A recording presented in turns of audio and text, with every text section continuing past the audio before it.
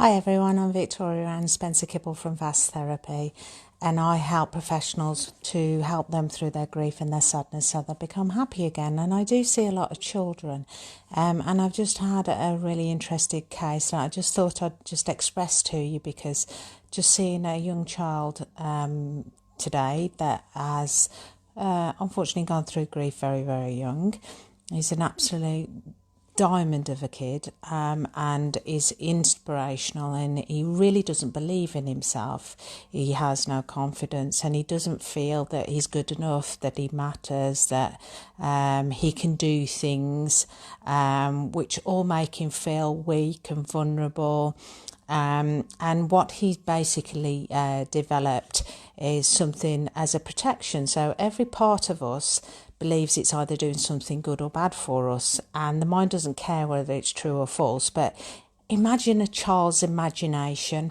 They can come up with all kinds of things, because that's where most inventions come from, our imagination, obviously.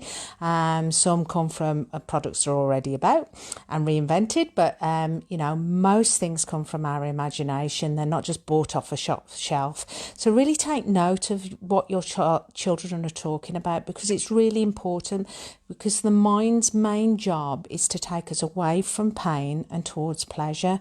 So when they come up with things, and it normally is a battle between emotion and logic, emotion will always win. Whether it doesn't seem real to you, just remember it's their imagination, and their imagination should be able to be run free and explore more, because you never know when they will come up with the next invention. But when it comes down to grief or loss and worry and stress and anxiety and not sleeping and worrying about school at the moment, a lot of children are worried about school, then just take it with a pinch of salt that you don't quite understand what they're talking about. It's just because they're using their own imagination.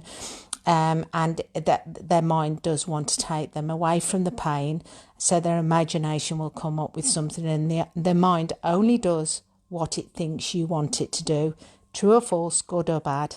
So just take that on board this weekend. If you find that your children have come back from their first week at school and they're acting a little differently, or saying things that you don't quite understand, remember they've got wonderful imaginations. And we just need to make sure that they address any kinds of grief, loss, anxiety, stress, any of those things. Deal with it straight away so they can live a fulfilling life. And I know this young lad is just going to be an amazing, wonderful young gentleman in the future that will go on to do extraordinary, great, amazing, fantastic, incredible things, because he can. And remember, inspire to achieve, and achieve to inspire. Have a wonderful weekend, everyone.